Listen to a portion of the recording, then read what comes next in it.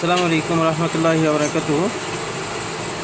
নিশ্চয়ই সকল বন্ধুরা ভালো আছেন, সুস্থ আছেন। আমি এই মুহূর্তে একটি অন্যরকম সমস্যা নিয়ে উপস্থিত হয়েছি।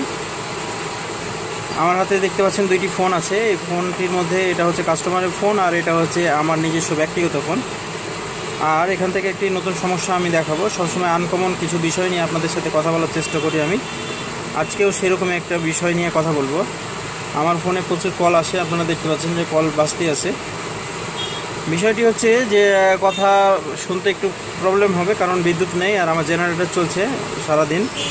এই কারণে অতিরিক্ত শব্দের কারণে আমি আন্তরিকভাবে দুঃখিত। আমার হাতে যে ফোনটি আছে এটা হচ্ছে স্যামসাং। আর স্যামসাং ফোনের একটি সমস্যা আপনাদের সামনে তুলে ধরবো। এটা হচ্ছে কিপ্যাড। আর আমি এখান থেকে একটি নাম্বার ডায়াল করব, যে নাম্বারটি আমার নিজস্ব। দেখতে পাচ্ছেন যে আমার ফোনটি আসতে আছে। কিছু মানুষ আছে যারা আসলে বুঝে কম, কেটে দিচ্ছে, তারপরে বোঝার চেষ্টা করছে না। 657516 কল দিলাম।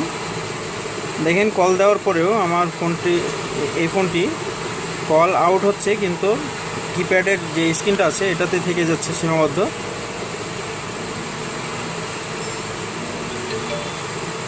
এরপরে আমি নাম্বারটা আবার নিয়ে আসলাম, আবার কল দিই।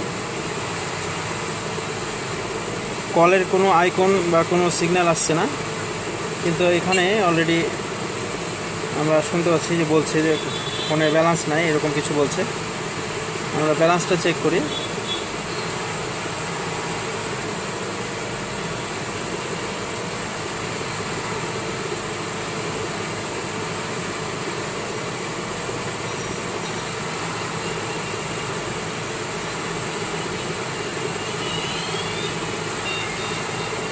বাংলা লিঙ্ক সিম ছিল, যার কারণে ভুল কোড প্রেস করা হয়েছে। আমরা বাংলা লিঙ্ক দেব, *124 কোড হ্যাশ।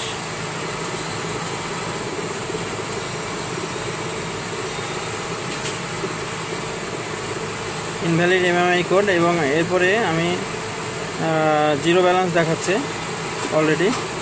কিন্তু সমস্যা হলো এটাই যে কল দিলেও দেখেন এই পেজে থেকে যাচ্ছে, কিন্তু কলিং পেজটা আসছে না।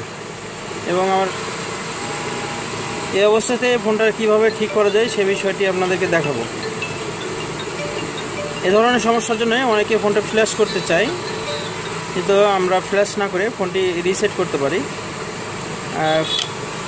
রিসেট করে দেখবো যে আসলে সমস্যাটা সমাধান হচ্ছে কি না। আর আশা করি রিসেট করলে এটা সমাধান হয়ে যাবে। সমাধান না হলে পরবর্তীতে আমরা এটা ফ্ল্যাশিংয়ের দিকে আগাবো। আর ফোন রিসেট করার আগে আমাদেরকে একটা জিনিস খুব ভালোভাবে লক্ষ্য রাখতে হবে যে আমাদের যে অ্যাকাউন্ট আছে, অ্যাকাউন্টে কোনো গুগল অ্যাকাউন্ট দেওয়া আছে কিনা। গুগল অ্যাকাউন্টটা আমাদেরকে রিমুভ করে নিতে হবে, অথবা আমরা গুগলে যাব সরাসরি।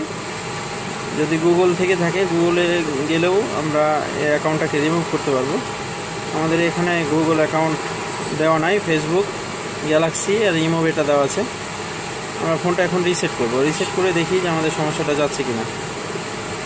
Backup and reset, factory data reset, reset device, erase everything.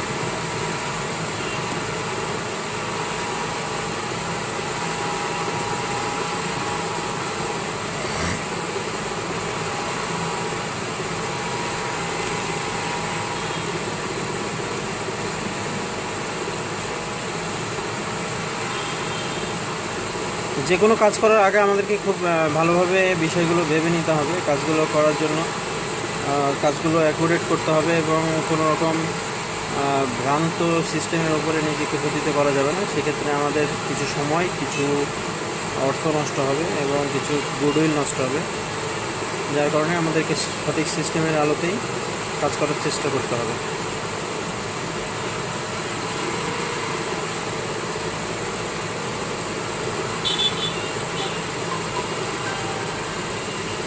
দেখতে পাচ্ছি আমাদের ফোনটি ইরেসিং হয়ে গেছে, ফোনটি অন হওয়ার চেষ্টা করছে। আর এক্ষেত্রে কিছুটা সময় লাগবেই, সেই সময়টুকু আমরা অপেক্ষাও করব।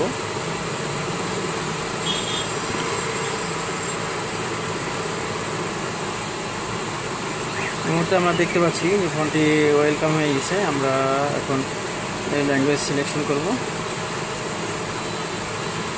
Next, next, agri.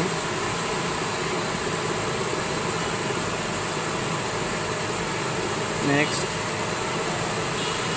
skip anyway, more, next.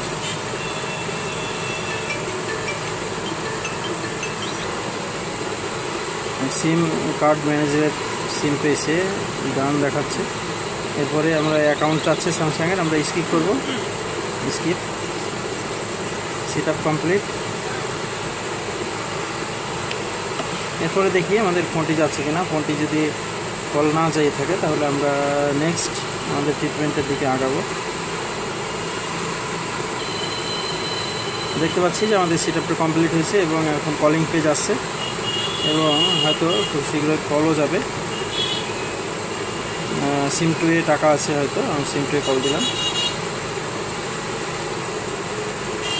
Network busy.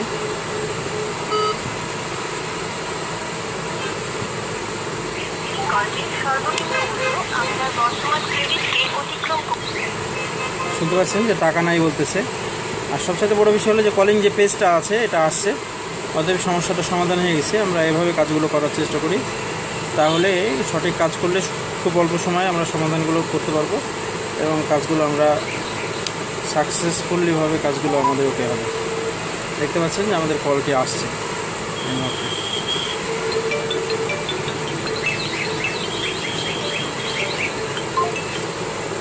এটাই ছিল সমাধান। আশা করি ভিডিওটি দেখলে আপনাদের ভালো লাগবে, আর ভালো লাগলে অবশ্যই লাইক, শেয়ার, কমেন্টের মাধ্যমে চ্যানেলটিকে সামনের দিকে এগিয়ে নেওয়ার জন্য ভূমিকা পালন করবেন। আসসালামু আলাইকুম ওয়া রাহমাতুল্লাহি ওয়া বারাকাতুহু।